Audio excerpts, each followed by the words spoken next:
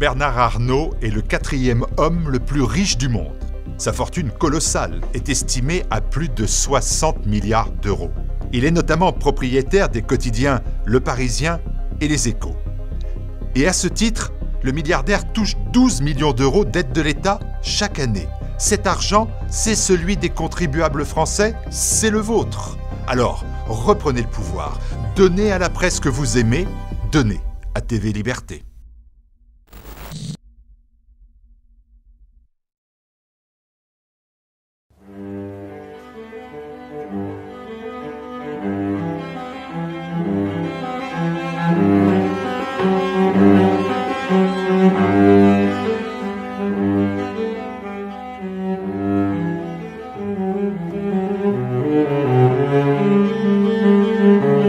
Amis de TV Liberté, bonjour. Nous sommes tous les trois pour vous inviter au cinéma, pour filer au cinéma. Bonjour Frédéric. Bonjour Anne. Bonjour Maxime. Bonjour Anne, bonne rentrée à tous. Nous sommes tous les trois très heureux de retrouver les téléspectateurs. Ça a un petit peu tardé, mais vous étiez tous très occupés ou pas à Paris. Mais ça nous a permis de faire une très bonne récolte. Nous avons mis sur l'écran cette très belle affiche du film de Mademoiselle de Jonquière, d'après un récit de Diderot, qui tient ses promesses, parce que c'est absolument magnifique. J'ai pris un grand bonheur à le voir. Alors c'est l'histoire d'une jeune veuve, très belle, jouée par Cécile de France, qui est éblouissante, Madame de la Pommeraye, qui vit retirée du monde. Elle est donc veuve. Au XVIIIe siècle, ça se passe. Nous sommes au XVIIIe siècle. Et elle a quitté la cour. Et elle est l'objet d'une cour assidue du marquis des Arcis, qui est en réalité un libertin notoire. Et donc, elle est très intelligente et elle dit non, je ne vais pas succomber, ça serait très sot. Mais voilà, au bout de plusieurs mois de cour assidue, elle finit par succomber. Il faut dire qu'Édouard Baer est très, très séduisant. Et il cache bien son jeu. Ils vivent un bonheur fou pendant 4 ans. Et ce qui devait arriver, on ne change pas la nature d'un libertin. Il la trompe. Il a mis 4 ans quand même. C'est pas un vrai libertin. Vous auriez été plus rapide, Frédéric. Bon, en tout cas, je ne vous dis pas la fin, parce que la fin est très, très amusante. Alors, nous sommes entre Musset et Marivaux. Le dialogue est somptueux, le dialogue est perlé. La jeune femme qui va devenir l'amie de Cécile de France et qui s'appelle Alice Isaacs est somptueuse. Encore une fois, je ne vous raconte rien. Sachez que vous allez voir une pièce de Musset ou de Marivaux avec une photo remarquable, des images, des lumières merveilleuses. Vous passerez un très bon moment. Et je suppose que c'est plus agréable de voir ces costumes d'époque que les blue jeans troués aux genoux. Ah, absolument, ça fait évidemment partie de mes choix. Je ne vais plus voir de blue jeans troués. J'avoue que j'en ai vu que la bande-annonce, mais c'est vrai que ça a l'air très sympa. Non, et puis on s'attend au début à un faux air de liaison dangereuse quand même, avec un marquis libertin, etc. Oui, non, je suis pas sûr que la morale est tout contraire. Non, c'est autre chose. Et il faut peut-être justement le dire parce que ça n'est pas les liaisons dangereuses. Non, ça n'est pas ça n'est pas le marquis de Sade, non. Et ça n'est pas non plus... voilà. Mais j'irai le voir. Frédéric, un autre film. Je crois qu'on voulait parler dire un petit mot d'un film qui est déjà sorti, je crois, fin juillet, qui s'appelle The Guilty, un film danois qui est absolument remarquable. Oui. Alors, je dois dire que il n'y a pas beaucoup de metteurs en scène qui sont capables de faire des films comme ça. Ça rappelle un petit peu Garde à vue, si on veut, puisque c'est en huis clos. Un huis clos sur une intrigue grosso modo policière, c'est un peu Hitchcockien. Il faut aller le voir absolument parce que c'est remarquablement joué. Le scénario est très intelligent et du début jusqu'à la fin, on le suit, on se demande ce qui va arriver et vraiment on n'est pas déçu. S'il y a un film à voir, c'est celui-là. Très bien. Alors moi, j'ajouterais que c'est même plus qu'un huis clos, parce qu'en fait, on ne suit qu'un seul personnage, qui est un personnage qui, vous savez, est un policier qui répond aux appels d'urgence. Oui, oui. L'équivalent du 17, qui s'appelle le 112 oui. chez eux. Et, parce qu'il a eu un petit problème, voilà. Parce qu'il a eu un petit problème qu'on va découvrir, il a commis une bavure. Donc il est ici dans une situation où il est rejeté un peu par les autres, il ne veut pas parler à ses collègues. Et puis, en dehors de plusieurs appels un peu idiots, une femme l'appelle et il comprend qu'elle est kidnappée, plutôt enlevée par quelqu'un, menacée. Et donc, va se mettre en place toute une série d'actions. Lui va essayer de la sauver, de sauver ses enfants, de sauver cette femme. Et puis, je ne dévoile absolument rien de l'intrigue, mais c'est prenant du début à la fin, véritablement. Ce personnage est formidable, excellent acteur. Moi, j'avoue qu'il y a quand même peu de films danois qui sortent. Mais enfin, si tous les films danois sont de cette qualité, j'en veux bien tous les jours. Très bien. Parce que vraiment, c'est du Hitchcock. Les rebondissements finaux sont extraordinaires. Et surtout, c'est un film qui dure 1h22 ou 23, donc qui n'est pas bavard. Voilà. Alors, ce qui n'est pas le cas du troisième film que nous allons présenter, que nous avons vu, Frédéric et moi, qui est Le Poirier sauvage, d'un réalisateur turc qui avait fait Le Sommeil d'hiver, qui avait eu le prix de Cannes l'an dernier. Alors, il est très long. Il est long, il fait presque 3 heures, même un peu plus, je crois, 3h15, je ne sais plus exactement. Je l'ai vu en juillet, donc ça remonte déjà à un certain temps. Je pense que vous l'avez moins apprécié que moi. Moi, j'ai adoré ce film. Ouais. J'ai adoré ce film parce que c'est un film sur l'échec, dirons-nous, l'échec d'un couple. L'échec d'un peuple, l'échec d'un enfant aussi, puisque c'est un enfant qui cherche à avoir un diplôme, il ne l'a pas, donc il s'engage au service militaire, échec amoureux, enfin. Et la scène finale avec son père est très, très belle, parce que son père est en fait très méprisé par la famille, par lui, par la mère. Par la mère, et lui il est méprisé parce que son père est considéré comme un feignant, etc. En fait, il recherche une source. Et je trouve que c'est très beau, l'image est magnifique, et je trouve que le sujet est bien traité. Effectivement, il y a des longueurs. Il y a des longueurs, c'est quelquefois un petit peu bavard. On a l'impression qu'il écoute parler ces personnages. Bon, le dialogue entre les bienfaits et les méfaits de la religion, entre deux imams, là, c'est intéressant. C'est intéressant, mais encore une fois, le cinéma, c'est pas uniquement des échanges verbaux. Et puis bon, j'avoue que pendant 2h30, voir cette Turquie complètement, en effet, à volo et dans un état de tristesse effrayant. La première scène, c'est un paysage plein de papier gras, de sacs en plastique. Et c'est ce que c'est. C'est une dénonciation. On est dans la Turquie profonde. Il y a Istanbul qui est magnifique, qui va très bien, qui roule. Et puis, il y a tout le reste du pays qui est tout de même maltraité, avec ces jeunes qui n'ont que 3 possibilités. Reprendre la ferme des parents, l'armée ou enseigner. Et enseigner où? À l'Est, c'est-à-dire dans des conditions très rustiques. Mais on ne retrouve pas ça qu'en Turquie. Hein. Vous prenez l'Amérique du Sud partout. Tous ceux qui ne savent pas quoi faire, l'armée, et même malheureusement en France aussi maintenant, il y a plus d'armée. Parce que c'est pour pas être au chômage. Si vous voulez, j'ai trouvé ça long parce que je savais très bien que je suis allée en Turquie et j'ai circulé en Turquie sur la côte des îles Mineures et j'avais fait ce constat. Donc le film ne m'a pas appris grand-chose. Alors c'est vrai, il y a beaucoup de poésie dans l'image.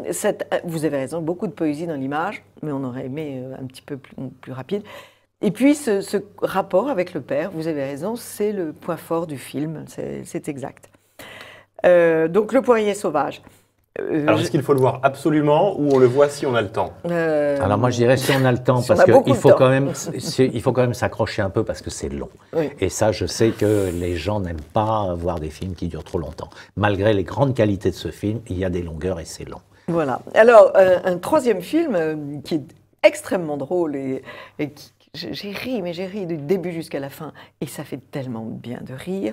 Ce sont Les Vieux Fourneaux. Alors, Les Vieux Fourneaux, c'est 3 vieux, enfin, vieux, ils ne sont pas très vieux, ils ont 70 ans. Mais enfin, ils jouent les vieux. Pierre Richard, Eddie Mitchell et Roland Giraud, qui vont retourner dans le village de leur enfance, où ils ont fait les 400 coups, parce que l'un de leurs copains, le 4e copain, vient de perdre sa femme, donc il faut être à l'enterrement. On va y avoir donc un retour en arrière parce qu'on va avoir les récits de leur enfance où ils ne se sont pas comportés de façon très élégante avec une fille du coin. Et donc c'est toute cette histoire qui va remonter. Mais c'est... alors, comment dire, il y a 2 films en ce moment sur la nécessité du pardon, de la demande de pardon. C'est quand même étonnant. Le film japonais, c'est la même chose. La voix silencieuse, Silent Voice, c'est l'histoire d'un petit garçon qui a harcelé une petite fille sourde en classe. Et quelques années plus tard, il va vouloir expier sa faute. La retrouver et s'excuser. Il n'a pas harcelé oralement, alors. Et il n'a pas harcelé oralement. Et ce film-là, c'est un peu la même chose. Je n'en dis pas plus pour ne pas... Mais c'est quand même plein d'humour, Mais c'est plein d'humour, le dialogue fuse. Alors, il faut dire que c'est tiré d'une bande dessinée qui s'appelle Les Vieux Fourneaux, et c'est la bande dessinée de Covey et Wilfrid. Je ne connaissais pas, mais voilà.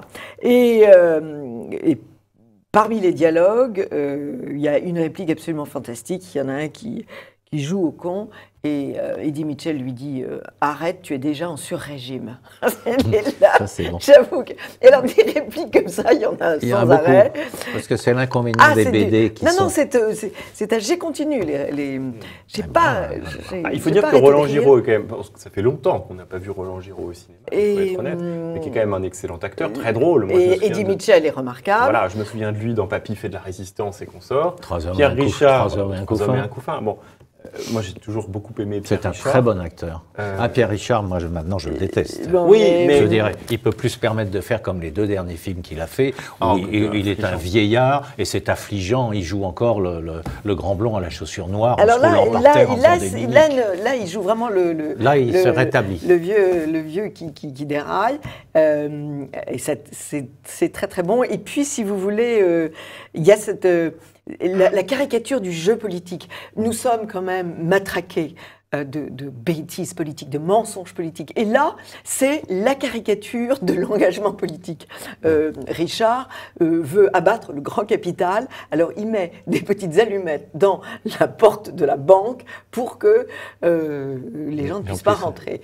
Ils ont tous été employés et syndicalistes d'une grosse société, d'un gros laboratoire qui s'appelle justement Servier. Enfin, un autre mot avant, Landal-Servier. Et il y a le vieux patron qui est réfugié en Toscane et qui a bien sûr caché l'argent. Ah donc, si vous voulez, ça détend de cette atmosphère politique stupide, de propagande qu'on a. C'est un contre-feu absolument merveilleux. Voilà, à vous.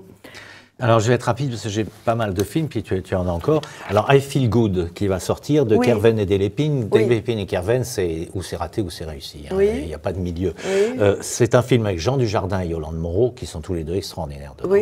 C'est un film très curieux. C'est effectivement Kerven et Delépine, c'est toujours quelque chose d'à part. C'est l'histoire d'un cadre assez odieux, paumé, c'est Jean Dujardin, qui se fait licencier, donc il est complètement paumé, et il cherche toujours une idée pour être millionnaire. Il n'y a que l'argent qui compte, donc c'est une critique du patronat, tout ce qu'on veut, etc. Et il se réfugie chez sa sœur, Yolande Moreau, qui est en fait à la tête d'une communauté d'Emmaüs qui est à Pau.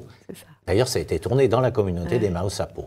Et là, on voit, il y a beaucoup d'esprit, beaucoup de tendresse, on s'amuse souvent, et on voit 2 mondes qui s'affrontent, celui, effectivement, de sa sœur, qui est plutôt à gauche, disons, etc. Et caritative. Caritative, bonnes intentions, humanitaires, avec tout ce que ça représente en bon et en mauvais. Et lui aussi, de son côté, patron, etc. Mais ils se rejoignent par moments. Et il y a une critique, je trouve, la critique des 2 côtés est bien faite. C'est-à-dire qu'il les renvoie un peu 2 à 2 de temps en temps, etc. On rit. Ah oui, on rit. Et puis c'est tellement bien interprété par Yolande Moreau. Très bien. C'est un bon film. Très bien. Alors, Photo de famille, rapidement aussi, c'est le 2e film écrit et réalisé par Cécilia Rouault. Alors, c'est intelligent parce qu'effectivement, c'est l'histoire d'une grand-mère, on ne sait pas quoi en faire. Hein. Il y a Vanessa Paradis. C'est le problème des grands-mères en ce moment. Voilà, il y a, on voudrait bien qu'elle dégage. Il y a, voilà, il y a Lobby, il y a Paradis, il y a Bakri. Donc on a un très bon casting. Ils sont tous excellents. Il y en a d'autres qui sont moins connus. Ils sont tous très bons. Le seul problème, c'est que c'est trop riche. Parce que il y a l'histoire de la grand-mère qui sous tout le monde, mais génération. Alors il y a Bakri qui a une jeune maîtresse, il y a Bakri qui est divorcé, il a sa sœur qui elle ne veut pas avoir d'enfant, il y a une autre sœur, Vanessa Paradis, qui est divorcée aussi. C'est un peu une photo de notre monde. C'est une photo totale, mais elle a voulu trop en mettre parce qu'effectivement, puis alors le jeune qui est marrant, le jeune petit garçon veut habiter avec son père, etc. Donc elle mélange tous les problèmes de société qu'il y a. C'est très intelligemment fait, il y a des scènes qui sont tendres, il y a des scènes qui sont assez drôles, etc. Mais ça dure 1h38, j'étais resté 2 heures. Parce que c'est mal découpé, c'est mal monté. Ah, d'accord. Alors, donc, on peut y aller, mais je veux dire, il ne faut pas s'attendre à quelque chose d'extraordinaire, mais en même temps, c'est très bien joué et il y a beaucoup de scènes intéressantes. Très bien. À condition qu'on ait envie de se taper un tableau de la société, c'est intelligemment fait. Alors, moi, j'ai un film qui est un succès populaire, alors que je n'ai pas du tout aimé, qui est évidemment Neuilly, sa mère, c'est-à-dire le 2e opus de la série, où là, attention, surprise. Donc, le premier opus, pour ceux qui ne l'ont pas vu, c'est le père de famille industriel de Neuilly, divorcé, qui épouse une jeune beurette de banlieue qui arrive avec son fils. Et attention, surprise, dans le tome 2, c'est l'inverse. La famille du riche est ruinée parce que figurez-vous qu'il a une entreprise qui fait du porc et va être dénoncé par l'association L214 pour les conditions de vie dans ses abattoirs. Bref, il est ruiné, il se réfugie à Nanterre avec sa femme. Et là, la famille est en débandade, jusqu'au moment où le fils de la famille, qui était l'archétype du sarkozyste en miniature, cherche à devenir maire de Nanterre et c'est le seul moment vraiment presque drôle du film. Et en fait, il va faire le tour des différentes parties de la ville. Il va visiter le FN, il va visiter la droite, il va visiter la République en marche, etc.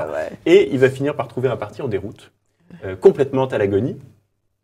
C'est le PS. Voilà. Et donc, il devient un Benoît Hamon avec sa cravate rouge, les cheveux tirés, les lunettes carrées noires, etc. Et il se fait élire, évidemment, maire de Nanterre à la fin. Et de Nanterre, non, de Nanterre. Oui. Alors, évidemment, il y a un happy end, je vous laisse l'imaginer. Mais du coup, les vieux du PS disent « Je crois qu'on s'est fait niquer ». Effectivement, c'est réussi. C'est la seule chose à sauver du film. Tout ça avec élégance. Le reste, oui, avec beaucoup d'élégance. Le reste, c'est des clichés de banlieue, avec des burkas, avec des chauffeurs Uber, etc. Donc, on le fuit sans aucun doute, même si c'est un portrait assez triste de la société de un autre à fuir aussi, très rapidement chez Zarad. On est à Marseille, Monsieur Zacharie, alors là, on est carrément au milieu des Arabes, sort de prison, il retrouve un ancien copain qui tient un salon de coiffure, qui est un gangster, trafic de drogue, tout ce que vous voulez, etc.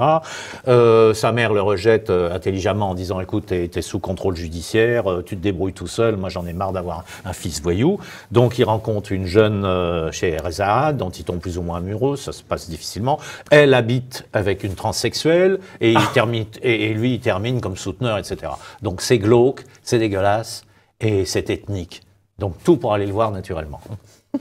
Alors par contre, Kurosawa Kiyoshi, Invasion, moi j'ai beaucoup aimé ce film parce qu'il est très spécial. C'est quand même un metteur en scène qui avait fait L'autre rive, Kairo, etc. Oui. C'est sur les forces occultes, les forces mystérieuses. Là c'est un film d'alien. Rien à voir avec les films américains ridicules où vous avez effectivement les gens déguisés, où vous avez des scènes d'action, où vous avez tout ce qu'on veut. Là c'est un conte philosophique. En fait, ce sont des gens qui sont comme nous, mais qui ont des pouvoirs spéciaux et qui réussissent à vivre. Alors, ils veulent savoir ce que sont les humains, Ils réussissent à vider votre cerveau pour pouvoir acquérir vos sentiments. Donc, ils s'étonnent et ils veulent savoir ce que c'est que la mort, l'idée de la mort chez les gens, la haine, l'amour, ça se termine par l'amour, etc., pour sauver. En fait, c'est une critique de notre société de consommation, terriblement. Ah oui. C'est un film, absolument, c'est un film qui est un conte philosophique, une critique de la société moderne. Je trouve que c'est très bien fait. Alors, en fait, dès le départ, c'est un peu lent, c'est spécial. Une femme s'inquiète, voilà. Une femme s'inquiète parce que son mari a l'air de dépendre d'un docteur. Alors, c'est drôle parce que le docteur s'appelle Maccabée. Rien à voir avec le Maccabée français. Mais alors, quand vous entendez le docteur Maccabée, ça fait drôle. Qui, lui, en fait, l'autre lui sert de guide et lui désigne ses victimes, où il cherche à connaître quels sont les sentiments humains. Voilà. C'est un film très spécial. Moi, j'ai beaucoup aimé. Il y a beaucoup de lyrisme. Très bien. Et j'ai trouvé que ça, c'était intéressant. Je trouve ça vraiment intéressant parce qu'on a souvent l'habitude de voir l'extraterrestre qui vient pour dominer le monde par la force. Et là, il vient pour comprendre le monde. D'un côté, c'est la logique américaine, de l'autre côté, c'est la logique japonaise. Voilà, ben exactement. Regarde qui est la plus grosse, regarde qui est le plus intelligent. C'est effectivement deux mondes la plus grosse tête, naturellement. À la recherche d'Ingmar Bergman. Alors là, c'est pour les spécialistes. C'est Margaret von Trotta, qui est une grande réalisatrice, qui avait quand même fait Rosa Luxembourg, Hannah Arendt, L'honneur perdu de Katharina Blum, etc. Bon, c'est une femme qui a en fait découvert le cinéma quand elle avait 18 ans, en voyant Le 7e saut d'Ingmar Bergman, pour moi un des 10 meilleurs films du monde. Donc, elle a tourné avec lui, avec d'autres metteurs en scène, elle a fait des films aussi avec son mari, qui était Schlöndorff, c'est pas rien. Alors, c'est une étude sur le caractère et ce qu'a fait Ingmar Bergman, parce qu'elle a très bien connu, elle était intime, donc on montre qu'Ingmar Bergman était quelqu'un qui se posait énormément de problèmes, il y a des interviews de son frère, il y a des extraits de cinéma, etc. La seule chose, c'est qu'il faut être un petit peu spécialiste, il faut aimer ça, c'est quand même pas un film à importer tout le monde, et ce que je reproche à Margaret von Trotta, c'est qu'elle se met aussi un petit peu trop en valeur, c'est moi qui, c'est moi que, à la fin, elle se met contre un rocher, elle dit oui, c'est pour montrer au même endroit où il habitait, etc. Bon, elle en profite. C'est pas inintéressant. Ça s'appelle le narcissisme. Ça s'appelle le narcissisme à la recherche d'Ingmar Bergman. C'est pas inintéressant pour ceux qui aiment Ingmar Bergman, d'autant qu'il y a un film qui va sortir d'ici une quinzaine de jours, que je vais aller voir, qui s'appelle Une année d'Ingmar Bergman aussi. Donc, en ce moment, c'est quand même intéressant. Et puis, je voudrais terminer par Un nouveau jour sur Terre. Qui est un film, alors avec la voix de Lambert Wilson, malheureusement, mais c'est une production anglaise et chinoise. C'est absolument magnifique. Il y en avait déjà un qui avait été Un jour sur Terre. Vous avez tous les animaux fantastiques. Vous avez des combats de girafes. Vous avez des serpents dans une île qui suivent un iguane, qui font des embuscades carrément. On a l'impression que ce sont des serpents intelligents. Vous avez des balais de Ray Manta. C'est absolument à voir en famille. C'est un merveilleux film. Très bien. Et ce que je voulais dire aussi, c'est que c'est l'année du Japon. Donc il ne faut pas oublier que vous avez les 100 ans du cinéma japonais à la Cinémathèque française. C'est une très belle cinématographie. On revient mais Oguchi, Ozu, etc. etc. Alors, à meilleure preuve, vous avez les films comme les Saveurs de Ramen qui va sortir, que je vais aller voir, Senses, Burning, Invasion, etc. Vous avez beaucoup de films japonais. Et Oko et ses fantômes, qui va sortir aussi. Et vous avez, ceux qui ont eu la chance, regardez à la télévision s'il y en a, parce que Arte a sorti il y a une dizaine de jours 2 films magnifiques. D'abord, Yakuza, qui se passe au Japon, qui est un film japonais, puisque c'est ce Polak qui l'a fait avec Robert Mitchum. C'est un beau film. Bon, maintenant, il est passé, mais ça repasse sur Arte. Et vous avez aussi, pour moi, le plus merveilleux des films, Les 7 samouraïs d'Akira Kurosawa, avec Tashio Mifune, son grand acteur, qui est une merveille de cinéma. Donc, pour ceux qui aiment le cinéma asiatique et japonais, c'est l'année. Allez à la Cinémathèque, regardez tout ce qui se joue. On va voir beaucoup de films japonais d'ici la fin de l'année. Bon, est-ce que j'ai encore 2 minutes pour parler de Burning ou pas? Oui. Alors, Burning, film coréen, on reste sur l'Asie. Bien sûr. C'est l'histoire d'un petit bonhomme qui vient de sa campagne, qui passe dans la rue, et en passant dans la rue, il est pris par une jeune fille qui lui propose de gagner une montre dans un concours, dans un supermarché, et elle lui dit « mais tu ne me reconnais pas, en fait, j'ai grandi aussi dans ton village, et on était ensemble à l'école, et elle s'est toute refait la figure avec une chirurgie esthétique, bref, ils entament une petite liaison, un flirt, etc. Elle part en voyage, et elle lui demande de garder son chat pendant 15 jours, pendant qu'elle part en voyage en Afrique. Et elle revient d'Afrique avec un type qu'elle a rencontré sur place, un type très beau, assez riche, qui roule en Porsche, etc., etc. Et puis, va commencer une sorte de ballet à 3 où, en réalité, pendant assez longtemps, on se demande ce qui va se passer. On se dit, surtout quand on a lu les quelques éléments du pitch avant, est-ce que les 2 garçons vont sortir ensemble? Est-ce que ça va être une rivalité entre les 2 garçons pour la fille? Est-ce que ça va devenir un ménage à 3? Toujours est-il qu'un jour, la fille disparaît. Il faut pas en dire plus. La fille disparaît.